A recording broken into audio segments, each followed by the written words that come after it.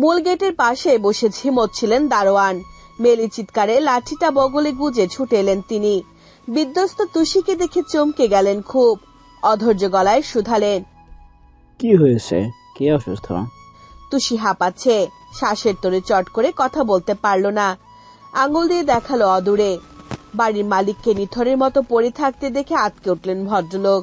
আর্তনাদ করে বললেন, হায় হায়, বড় সাহেব কি অসুস্থ? স্যার স্যার বলতে বলতে দৌড়ে কাছে গেলেন তিনি। পুরোপুরি অচেতন শওকত। দারোয়ান ব্যস্ত গলায় বললেন, আমি সার্থ স্যারকে কল দিচ্ছি। বড় সাহেবকে তো হাসপাতালে নিতে হবে। তুষি বলল, তাতে অনেক দেরি হয়ে যাবে, ওনার অবস্থা ভালো নয়, আপনি একটু ওনাকে তুলুন, এক্ষুনি হসপিটালে নিয়ে যাই। আমি তো গেট রেখে নড়তে পারবো না, বাড়ি ফাঁকা। কিছু একটা হয়ে গেলে আমার চাকরি চলে যাবে। হাসপাতালও বেশ দূরে। তুষি একটু দম টেনে বলল, আপনি ওনাকে ধরে নিয়ে আসুন বাইরে, আমি নিয়ে যাচ্ছি। তোমার তো পা ভেঙে গেছে শুনলাম, তুমি কিভাবে যাবে? আমি পারবো, আপনি আসুন, সময় নেই, তাড়াতাড়ি করুন। তুষি দরজার কাঠ ধরে উঠে দাঁড়ালো। খুঁড়িয়ে খুঁড়িয়ে দাঁত মুখ চেপে ছুটল বাড়ির বাইরে। দারোয়ানের বয়স বেশি নয়, দেহটা শক্তপোক্ত এখনো। শক্তদের নিস্তেজ শরীরটা টেনে তুললেন তিনি। দু কাঁধে ভর দিয়ে এগোলেন সামনে। ইয়াসিরদের বাড়ি মেইন রোড থেকে একটু ভেতরে, অনেকটা জায়গা নিয়ে করায় আশপাশ অতটা সরব নয়। এই রাস্তায় রিক্সা, সিএনজি, প্রাইভেট কার ব্যতীত ভিন্ন বাহন খুব একটা দেখা যায় না।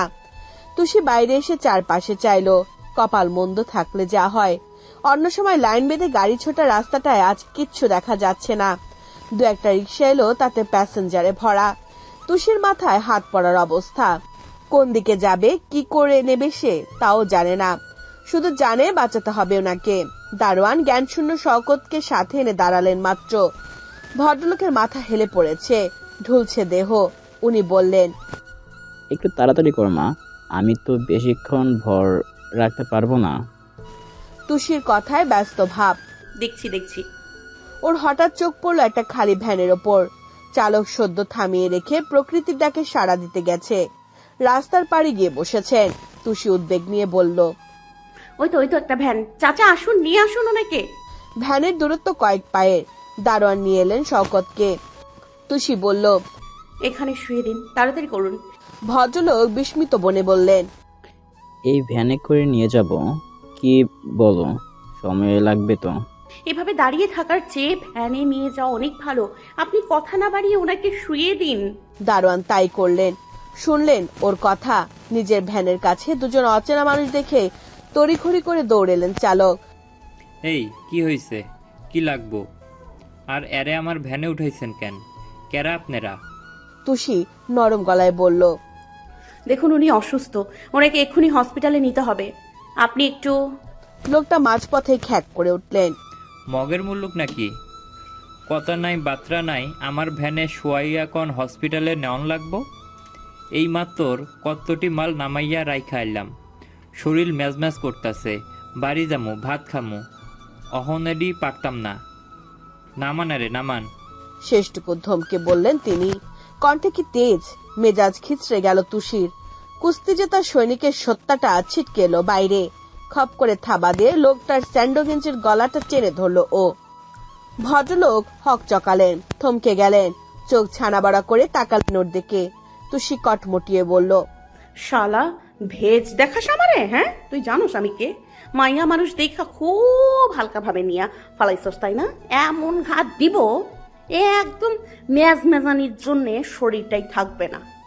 লোকটা হতবাক হয়ে চেয়ে রইলেন কিয়ৎক্ষণ, পরপরই হম্বিতম্বি ছুড়লেন। কি কি করবেন আপনি? মারবেন? মারেন দেহি, কত সাহস! কথা শেষ করার আগে ঠিক নাকের ডগা একটা খুশি মারল তুষি। হ্যাংলা পাতলা লোকটা কাগজের মতো উড়ে গিয়ে পিচের রাস্তায় লুটিয়ে পড়ল। দারোয়ানের মাথা চক্কর কাটলো তাতে। গোল চোখে একবার লোকটাকে দেখে তুষির পানে চাইলেন। ভ্যান চালক ব্যথায় সোজা হতে পারলেন না। নাকে হাত দিতে রক্ত এলো আঙ্গুলে। আর্তনাদ করে বললেন, ও আল্লাহ, এটা মাইয়া না ডাহাত? আমারে মাইরা ফেলাইলো রে, কেউ বাঁচাও আমারে। তুষির ওসব দেখার সময় নেই। চালকের জায়গায় ও নিজে উঠে বসলো। দারোয়ান তখনও হাঁ করে তাকিয়ে। ও বলল, সামনে যে হসপিটাল পাবো সেটাতেই ও নিয়ে সামনে যে হসপিটাল পাবো সেটাতেই নিয়ে যাব। আপনি বাড়ির সবাইকে ফোন করে জানিয়ে দিন। ভদ্রলোক নড়ে উঠলেন, ফাঁকা মুখটা বন্ধ করলেন তড়িৎ, রয়ে শুয়ে বললেন, তুমি ভ্যান চালাতে পারবে? রান্না ছাড়া তুষি পারে না এমন কোনো কাজ পৃথিবীতে পয়দা হয়নি এখনো। তারপর চোখের সামনে দিয়ে ভ্যান চালিয়ে তরতর করে চলে গেল মেয়েটা। চালক হা হতাশ করে উঠলেন। হায় হায়, আমার ভ্যান, আমার গাড়ি। পেছনে ছুটতে নিলে থামালেন দারোয়ান, বললেন, যেতে হবে না, এটা পুলিশের বাড়ি, গাড়ি পেয়ে যাবেন আপনি। সত্যি পামু? দারোয়ান হুহা করলেন না। তুষির কথা মতো ফোন বের করে কল দিলেন কাউকে। শওকতকে হাসপাতালে নেওয়ার ঘন্টাখানেক শেষ। প্রথমে ইমিডিয়েট ইমার্জেন্সি রুমে নেওয়া হয়েছিল। জটিলতা দেখে ক্যাথল্যাবে শিফট করেছে কেবল। করিডোরে লম্বা সারি একটা বেঞ্চে মাথা নুয়ে বসে আছে তুষি। পা ফেটে যাচ্ছে যন্ত্রণায়, গোড়ালি আবার ফুলেছে, বেগুনি রঙের গোল একটা আস্তরণ পড়েছে ত্বকে। অতটা রাস্তা ভ্যান চালিয়ে আসা তো মুখের কথা ছিল না। এটা বেশ নামি দামি হাসপাতাল, অথচ আসার পরপরই ভর্তি নিতে চায়নি। টাকা জমা করার কথা বলল প্রথমে। তুষি তো ভিখারির চেয়েও কম কিছু না, টাকা কোথায় পাবে? ভাগ্যিস বুদ্ধি করে ইয়াসিরের পরিচয় দিয়েছিল। আচ্ছা, বাড়ির সবাই কি খবর পেয়েছে? ও যে কাউকে জানাবে সেই উপায়টাও নেই। কি যে হবে এখন? লোকটা সুস্থ হবে তো? তার ভাবনার মাঝে কজোড়া পায়ের ধুপধাপ শব্দ ভেসে এলো কানে। চকিতে ফিরে চাইল তুষি। চেনা মুখগুলো দেখে নড়ে চড়ে বসলো। জয়নব, আইরিন ছাড়া প্রায় প্রত্যেকে এসেছে। ছেলের শোকে কাহিল বৃদ্ধা আরো অসুস্থ হয়ে পড়েছেন। এই মুহূর্তে এতটা পথ ওনাকে টানা হেঁচড়া করা যাবে না বলে রেখে এলো বাড়িতে। সাথে দেখভালের জন্য আইরিন আছে। সবার আগে উদ্বিগ্ন পায়ে ছুটে এলো অয়ন। খুব তাড়াহুড়োতে শুধালো, বাবা কোথায়? তুষি? তনিমার চোখে এক প্রস্থ জল। কেঁদে কেটে মুখখানার যাতা দশা। প্রশ্ন ছুড়লেন হড়বড়িয়ে, ও কোথায়? ও ঠিক আছে? কোথায় ও টুসি? তুষি ঢোক গিলল। জবাব দিল ধীরস্থির, ওই রুমে। ক্যাথল্যাবের দরজাটা একবার ফিরে দেখলো সবাই। সাইফুল বললেন, কখন হলো এইসব? কিভাবে হলো? আমাদের জানাওনি কেন তুমি? আমার কাছে তো মোবাইল নেই। ভদ্রলোক দমে গেলেন। স্বর নরম এলো, তাও ঠিক। ভাইজান এখন কেমন আছেন? ডাক্তার কিছু বলেছে? তুষি মাথা নাড়ল দুপাশে, বোঝালো বলেনি। তনিমার কান্না বাড়ল। দুহাত দিয়ে ওনাকে আগলে রাখলেন রিহনুমা। আর্দ্র স্বরে বললেন, আপা কেঁদো না, ভাইজান ঠিক সুস্থ হয়ে যাবে। আপা তুমি বসো, একটু বসো এখানে। দুর্বল রমণীকে ধরে ধরে কেদারায় বসালেন তিনি। ইয়াসির এসে দাঁড়ালো তখন। রিসেপশনের বিল মিটিয়ে এসেছে। বাকিরা যতটা উৎকণ্ঠায় মরছে ততধিক শান্ত সে। জিজ্ঞাসা করলো ঠান্ডা গলায়, কি অবস্থা ওনার? সাইফুল বললেন, জানি না রে, আসুক ডাক্তার দেখি কি বলে। তনিমা কেঁদে কেঁদে বললেন, এজন্যই তোকে এসব বলতে আমি বারণ করি স্বার্থ। কি দরকার ছিল সবার সামনে ওসব ঝামেলা করার? মানুষটা অসুস্থ, প্রেশার ঠিক থাকে না, তার মধ্যে দেখলি কি হয়ে গেল। ইয়াসির চুপ। রেহনুমা বললেন, আপা ওকে দোষ দিচ্ছ কেন? ও কি ইচ্ছে করে এইসব করেছে? কোনো ছেলে কি চায় তার বাবা অসুস্থ হয়ে হাসপাতালে আসুক? তনিমা কিছু বললেন না। ফ্যাচ ফ্যাচে কান্নার তোরটা বাড়ল শুধু। অয়ন পায়চারি করছে, মাঝে মধ্যে কবজি তুলে চোখ বোলাচ্ছে ঘড়িতে। ইউসাফও পাচ্ছে কোনো একটা খবর পাওয়ার আশায় অধৈর্য সকলের মাঝে। চোখের কোণ তুলে ইয়াসিরকে এক পলক দেখল তুষি। দুহাত বুকে গুজে মানুষটা চুপচাপ দাঁড়িয়ে। উদ্বেগ নেই, কথা নেই, না আছে নিষ্প্রাণ চোখে একটুখানি ভাষা। মানুষ এত নিষ্পৃহ হয়? কয়েক মিনিট পরই ক্যাথল্যাবের দোর খোলা হলো। চিকিৎসকের সাথে একজন নার্স বেরিয়ে এলেন। প্রতীক্ষায় চেয়ে থাকা মানুষগুলোকে জানালেন, পেশেন্টকে আপাতত আইসিইউতে রাখা হবে, এরপর অবস্থা বুঝে ব্যবস্থা। আপনারা অপেক্ষা করুন। তনিমা ধপ করে বসে পড়লেন আবার। আঁচলে মুখ চেপে হু হু করে কাঁদলেন। চিন্তায় শুকনো চেহারাগুলো গাঢ় ঘাম ছুটে এলো ফের। একটু পর স্ট্রেচারে করে শওকতকে বের করা হয়। তনিমা কাছে যেতে চাইলে বাদ সাধলেন নার্স। স্ট্রেচার নিয়ে আইসিইউর পথ ধরলেন সোজা। ইয়াসির চেয়ে রইল ওদিকে। যতক্ষণ বাবাকে দেখা যায় দেখল। শূন্য চোখ নামিয়ে ঢোক গেল। তারপর বুকের কোথাও জেগে ওঠা শুকনো চিনচিনে ব্যথাটা দমাতে মাথা নুয়ে ফোঁস করে শ্বাস ফেলল শুধু। দুপুর গড়িয়ে বিকেল হওয়ার ভাব। হাসপাতালের প্রাঙ্গণ ছেড়ে কেউ এক চুল অব্দি নড়েনি। তনিমার কান্না ছাড়া কারো কোনো টু শব্দ নেই। তুষি নিস্তব্ধের ন্যায় বসে আছে। পায়ের শিরায় ফুসে ওঠা যন্ত্রণা গিলে অসহায় চোখে বাড়ির মানুষগুলোকে দেখছে সে। ইউষা তনিমা দুজনই কাঁদছে, রেহনুমাও একটু পরপর চোখের জল মুছছেন। তুষির বাবা মা ভাই বোন কিচ্ছু নেই। পরিবার কি কেমন হয় জানেই না ও। তবে ইয়াসিরের বাড়িতে আসার পর সবাইকে এক টেবিলে খেতে দেখেছে, গল্প করতে দেখেছে চায়ের আসরে। দুই যা মিলে হাতে হাতে রান্না করা, একে অন্যের ছেলে মেয়েকে আগলে রাখা বুক দিয়ে, বৃদ্ধা শাশুড়ির যত্ন, ইউষা মিন্তুর খুনসুটি, সব মিলিয়ে সৈয়দ ভবন তুষির চোখে অন্যরকম আলো। ও চায় না এই পরিবারের সাথে খারাপ কিছু হোক। অবশ্য তনিমার মতো সুকোমল নারীর সাথে খারাপ কিছু কি সৃষ্টিকর্তা করবেন কখনো? না না না, এ হতেই পারে না। তুষি নিশ্চিত মানুষটা সুস্থ হয়ে যাবেন, ঠিক ফিরবেন তার আপনজনের কাছে। সৃষ্টিকর্তা হয়তো শুনলেন আজ। কমসে কম 2 ঘন্টা পার করে চিকিৎসক জানালেন রোগী সুস্থ আছে, জটিলতা কেটেছে তার। প্রাইভেটে শিফট করার আধা ঘন্টা পর সবাই দেখা করতে পারবে। আর সেই মহেন্দ্রক্ষণ আসতেই সবাইকে ফেলে ছুটে গেলেন তনিমা। সাইফুল থেকে ইউষা অব্দি কেউ বসে রইল না, তবে ইয়াসির ভেতরে ঢোকেনি। কেবিনের চৌকাঠে দাঁড়িয়ে বাবার শুষ্ক মুখটায় চেয়ে রইল সে। কাঠিন্য মোড়ানো দৃষ্টিতে আজ নম্রতার জোয়ার। বেডে শোয়া প্রৌঢ় মানুষটাকে দেখে বুকখানা মোচড় দিল ফের। শওকত নড়ে উঠলেন সে সময়। নিভু চোখ মেলতেই চট করে সরে এলো ইয়াসির। তনিমা স্বামীর খুব কাছে বসেছেন। ওপাশটায় সাইফুল নিরন্তর ভাইয়ের মাথায় হাত বোলাচ্ছেন ভদ্রলোক। শওকত চোখ খুলে সবাইকে দেখলেন একবার। রেহনুমা জিজ্ঞেস করলেন, এখন কেমন আছেন ভাইজান? ভালো লাগছে একটু? অল্প ঘাড় নাড়লেন তিনি। ভেজা গলা ছাপিয়ে তনিমা কিছু বলতে পারছেন না। স্বামীর শীর্ণ হাতটা ধরে কাঁদলেন শুধু। মৃদু হাসলেন শওকত, রুগ্ন স্বরে বললেন, কেঁদো না তনিমা, আমি ভালো আছি এখন। ইউষা চোখ মুছল ওড়নায়। শওকত হাত বাড়িয়ে ডাকলেন, বোকা মেয়েটা কাঁদছে কেন? আয় দেখি, এদিকে আয়। নরম পায়ে এসে দাঁড়ালো সে। শওকত গাল ছুতেই ঠোঁট উল্টে চোখের জল ছেড়ে দিল ফের। আহা, আবার কাঁদে কেন? চাচ্ছু তো ভালো আছে তাই না? ইউষা নাক টেনে বলল, আমরা খুব ভয় পেয়ে গেছিলাম চাচু, তুমি আর এরকম ভয় দেখাবে না আমাদের। আচ্ছা বাবা, দেখাবো না। অয়ন, তোমার মুখ কালো কেন? সবাই এখনো এমন মনমরা হয়ে থাকলে চলবে বলো তো? অয়ন ফোঁস করে শ্বাস ফেলল। বাবা, তুমি নিশ্চয়ই নিজেকে নিয়ে খুব খামখেয়ালি করছো। মায়ের কথা শুনছো না তাই না?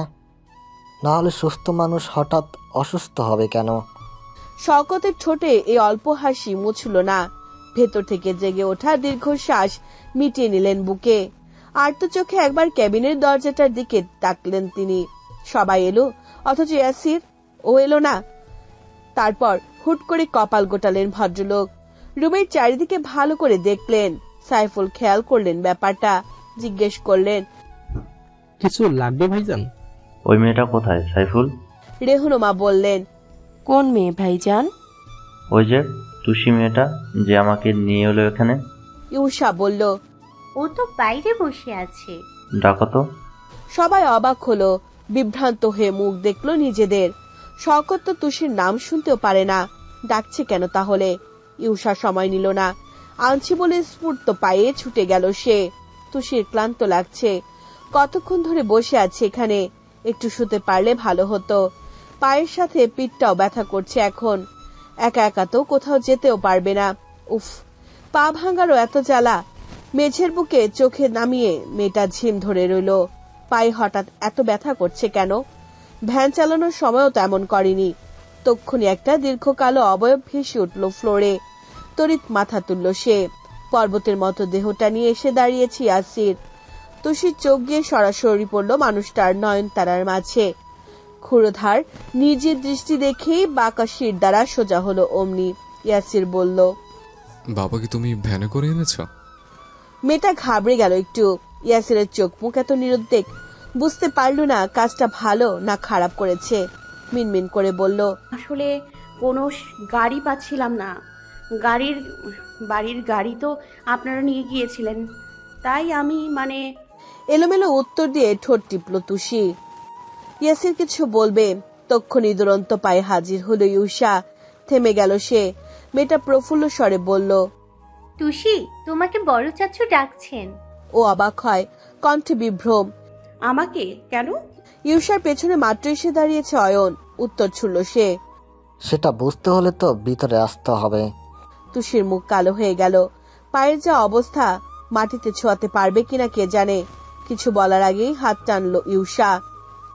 এসো এসো, তাড়াতাড়ি এসো। ইয়াসির বলল। আস্তে, পা ভাঙা ওর। জিভ কাটলো মেয়েটা। সরি, খুশিতে সব ভুলে গেছি, আমি ধরে নিয়ে যাচ্ছি। টুসি, তুমি আস্তে ধীরে উঠো। তুষির মনে হচ্ছে ধরলেও কাজ হবে না, পা নাড়াতেই পারবে না ও। কিন্তু বলল না ওসব, উঠে দাঁড়ালো চুপচাপ। ঠিক ঘটলো তাই। আঙ্গুল মাটিতে ছোঁয়াতে যেন বাজ পড়লো হাড়ে। বিদ্যুতের মতো স্ফুরণ তুলে কেঁপে উঠল জায়গাটা। ব্যথায় টাল হারিয়ে ঢলে পড়তে নিল তুষি। ইয়াসের হাত বাড়িয়ে ধরতে গেলে তুরন্ত বজ্রের ন্যায় মাঝখানে চলে এলো অয়ন। বলল অকপট, তুমি ছাড়ো ভাইয়া, ওকে আমি দেখছি। তারপর আর কথা নয়। সবার মাঝে হুট করে তুষিকে কোলে তুলল সে। মেয়েটা চমকে গেল, স্তব্ধ হলো। ইউষার মুঠো থেকে তুষির হাতটা ছুটে গেল সাথে। হতবাক বনে বড় ভাইয়ের পানে ফিরে চাইল সে। ইয়াসিরের কপালে ভাঁজ পড়েছে। তীক্ষ্ণ নিঃশব্দ দৃষ্টি অয়নের চলে যাওয়ার পথে। কিন্তু অয়ন সে ওসবই দেখল না। তার ধ্যান জ্ঞানের রাজ্যে তুষি আছে এখন। এই মুহূর্তে আর কি চাই। মানুষে পূর্ণ কেবিনে নিশ্চুপ আপাতত। উপস্থিত সবার চোখ মুখে এক পশলা বিভ্রান্তির মাঝে অয়ন সোজা তুষিকে কোলে তুলে নিয়ে ঢুকলো। সামনে থাকে এত গুরুজন বিন্দুমাত্র প্রভাব ফেলল না স্নায়ুতে। বেডের পাশে একদম যে ছোট্ট টুলটা থাকে, তুষিকে সেখানে এনে বসালো অয়ন। অমনি রেহনুমা কপাল কুঁচকে ফেললেন। কি আশ্চর্য, অয়ন মেয়েকে কোলে তুলে নিয়েছেন কেন? ভদ্রমহিলা এক পল বাকিদের দেখলেন। না, উনি ছাড়া ব্যাপারটা নিয়ে কারোর তেমন বিশেষ মাথা ব্যথা নেই। সাইফুল থেকে শওকত প্রত্যেকে স্বাভাবিক। রেহনুমা তাই কথা তুলতে গেলেন না। ভাবলেন বোধহয় পায়ে ব্যথা, স্বার্থ ধরেনি বলে অয়ন নিয়ে এসেছে। আসুক, ক্ষতি কি? মানুষের উপকার করা তো খারাপ কিছু নয়। অন্যদিকে চিন্তায় ভুগছেন তনিমা। শওকত হঠাৎ তুষিকে কেন ডাকলো? অন্তত মানুষটার ভেতরে মেয়েটাকে নিয়ে যে কত তিক্ততা জমানো ওনার যে ভালো কে জানে। তুষির মতিভ্রম তখনও কাটেনি। অয়ন আচমকা এমন করে ছোঁয়ায় মুখশ্রীতে হক চকানো ছাপ স্পষ্ট। ওকে বসিয়ে দিয়ে ছেলেটা সোজা হয়ে দাঁড়ালো। ক্যাবিনের এ মাথা থুঁতে ও মাথায় বইতে থাকা হাওয়ার নিশ্চুপতার মাঝে কতগুলো নিঃশ্বাসের শব্দ ছাড়া এখানে তেমন কিছু নেই। তুষির প্রশ্নবিদ্ধ চাউনি যখন অয়নের ফর্সা মুখে, তক্ষুনি মাথায় একটা কোমল হাত পড়ল। মেয়েটা ঘাড় ফেরালো চকিতে। শওকত মাথায় রাখা হাতটা চুলে বোলালেন। বড় নিবিড়ে ছোঁয়ায় চমকে গেল তুষি। দৃষ্টিতে অবিশ্বাস নিয়ে হাঁ করে ফেলল। একপল হাতটা দেখলো, একপল শওকতের রুগ্ন মুখে। কেমন জলের মতো নরম লোকটার দৃষ্টি। বহুদিনের জমানো রাগ খুব সব যেন মোম হয়ে গলছে। শুধু তুষি একা। বিস্ময় তখন কেবিনের প্রতিটা মানুষের মাঝে। তনিমা ঠোঁট ফাঁকা করে ফেলেছেন। তাজ্জব চোখ মেলে দেখছেন স্বামীকে। রেহনুমা থেকে সাইফুলও একই রকম স্তম্ভিত বিহ্বল। শওকত ভেজা গলায় বললেন, তুই না থাকলে আজ হয়তো বাঁচতাম না রে মা। একটা মৃত্যুর পথে রওনা করা মানুষকে কেমন আল্লাহর দূত হয়ে এসে বাঁচিয়ে দিলি। খুব ঋণী করে ফেললি আমায়, খুব ঋণী। তুষির শব্দ ভান্ডার ফুরিয়ে গেল। ভুলে বসলো চোখের পাতা ফেলার কথা। রেহনুমার পর এই বাড়িতে ওর সাথে রুক্ষ ছিলেন শওকত।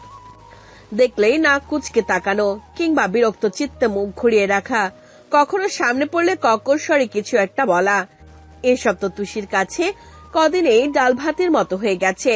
অথচ আজকের এই মানুষটা বা এই স্বরও মেলাতেই পারল না। মেয়েটার চোখে মুখে ফেলফেলে বিস্ময় মেখে চেয়ে রইল শুধু।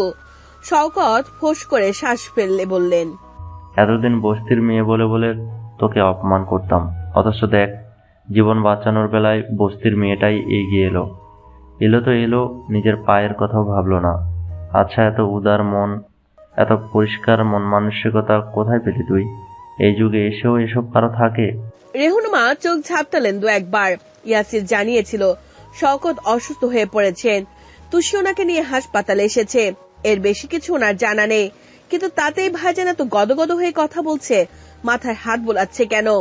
প্রশ্নটা বেশিক্ষণ মনে চেপে রাখা গেল না, করেই ফেললেন রমণী। ভাইজান, কি হয়েছিল একটু বলবেন? না মানে আমাদের মফিজ ভাই তেমন কিছু বলেনি। উনি সার্থকে ফোনে বললেন আপনি হাসপাতালে। সেটা শুনেই সবাই গোরস্থান থেকে সোজা এখানে ছুটে এলাম। মেয়েটা কি করেছে বলুন তো? কি করেছে? ওর পা ভাঙা, হাঁটাচলা বন্ধ। এই অবস্থায় ও একা আমাকে হাসপাতালে আনলো। এটুকুই কি ওর করার মধ্যে অনেক কিছু নয়? জি মানে সে তো অবশ্যই। আসলে আমি একটু ঘটনাটা জানতে চাচ্ছিলাম আর কি, এছাড়া তেমন কিছু না। শওকত একটু চুপ থেকে বললেন, বারান্দায় বসেছিলাম, হুট করে বুকে এত ব্যথা উঠলো, ঘরে দেখলাম পানি নেই। ভাবলাম নিচে গিয়ে খেয়ে আসি, কিন্তু সিঁড়ি বেয়ে নামতেই ব্যথাটা খুব বাড়লো। হাতে জগ নিতেই এমন করে কেঁপে উঠলো সব কিছু। শ্বাস আটকে আসায় জগটা হাত খসে মাটিতে পড়ে যায়। চোখের সামনে নেমে আসা অন্ধকারে শুধু দেখলাম একটা মেয়ে নিজের ভাঙা পাটা নিয়ে কিভাবে খোঁড়াতে খোঁড়াতে ছুটছে আমার জন্যে। তারপর থামলেন শওকত, ফের তাকালেন তুষির পানে, মৃদু হেসে বললেন, আল্লাহ তোর ভালো করুক মা, খুব সুখী হ তুই। তুষি চুপ করে রইল, তার হতবাক চাউনি এখনো ভদ্রলোকের ওপর। আবার বললেন তিনি, এই কৃতজ্ঞতাটুকু থেকে আমি তোকে একটা উপহার দিতে চাই। বল মা, তোর কি চাই? যা চাইবি আজ তোকে তাই দেব। তুষি ঢোক গিলল, বারবার চোখ তুলে স্বীয় মাথার ভদ্রলোকের হাতটাকে দেখছে সে। মেয়েটা জন্মের পর বাবাকে দেখেনি। বাবারা কেমন হয়, কিভাবে কথা বলে, কি বলে ডাকে, সেই অভিজ্ঞতা ওর শূন্যের কোঠায়। সেখানে মাথায় এভাবে কেউ হাত বুলিয়েছে কখনো? তুষির বুকের ভেতরটা টলমল করে উঠল। হুট করে শূন্য মেয়েটার নিজেকে মনে হলো পূর্ণ, খুব পরিপূর্ণ। শওকত তাগিদ দিলেন, কি হলো বল, কি চাই তোর? তুষি কথা বলতে চাইছে, অথচ গলবিলে প্রখর চাপের দরুন বের হচ্ছে না ওসব। বুকের কোথাও তপ্ত লাভার মতো গোল হয়ে ঘুরছে কিছু একটা, অথচ ভেতরের এত উত্তলতা মেয়েটা বুঝতেই দিল না। স্বভাব সুলভ একই রকম বলল, কি চাইবো? আল্লাহ আপনাকে সুস্থ করেছেন তাতেই হবে। শওকত জেদ ধরলেন, ওর হাতটা আঁকড়ে ধরে বললেন, না, কিছু একটা অন্তত তোকে নিতেই হবে। যা মনে আসে তাই চা, দেয়ার দায়িত্ব তো আমার, তাই না? রেহনুমা ফোঁস করে শ্বাস ফেললেন। ভাইজান বলে তো দিলেন যা চাইবে তাই দেবেন। এখন মেয়েটা যদি বাড়ি থেকে চলে যেতে চায়, সার্থক কি তা দেবে? তখন কি হবে? কথা রাখতে গিয়ে ছেলের সঙ্গে আবার ভাইজানের একটা দ্বন্দ্ব বাঁধবে না? এরপর কিছু সময় কাটলো, সবার দৃষ্টি তুষির চেহারায় বন্দি। শওকত উত্তর জানতে চাইছেন, অথচ মেয়েটা চোখের পাতা ফেললো না, মুখের চামড়াও সরল না একটুও। কেমন জ্বরের ন্যায় ঠোঁট নেড়ে বলল, আপনাকে বাবা ডাকতে দেবেন? কথাটায় কি ছিল জানা নেই, তবে শান্ত পরিবেশে যেন দুম করে পড়ল কিছু একটা। হতবিহ্বলতায় প্রত্যেকে হোঁচট খেল এক চোট। মোটা ভ্রুজোড়া কুচকে ফেলল অয়ন। শওকত আশ্চর্য বনে স্ত্রীর পানে চাইলেন। হাসছেন তনিমা। ভদ্রলোক বিমূর্ত আওড়ালেন, আর কিছু চাই না। দুপাশে মাথা নাড়ল তুষি। মৃগনয়নের কোটর দুটো শুষ্ক তার, অথচ কথা বলতে গিয়ে কণ্ঠ ভিজে গেল। না, আমার শুধু একটা বাবা চাই, যে বাবা আপনার মতো করে আমার মাথায় হাত রাখবে, আপনার মতো করে আমাকে মা বলে ডাকবে, আর কিছু না। শওকতের মন জুড়িয়ে গেল। এক ফালি শীতলতায় ছেয়ে এলো দৃষ্টি। ওনার তো নিজের মেয়ে নেই, বাড়িতে মেয়ে বলতে ইউসাই শুধু, তাও সে চাচার অত ধারে কাছে আসে না। হাসলেন তিনি, বললেন, আচ্ছা বেশ, ডাকিস। তুষি এতক্ষণে হাসলো, শুকিয়ে আসা নদীতে হুট করে জোয়ার আসার মতো আনন্দের হাসি। বুক ফুলিয়ে ভীষণ সুখে শ্বাস টানলো সাথে। তনিমা এগিয়ে এলেন, দাঁড়ালেন ওর পাশে।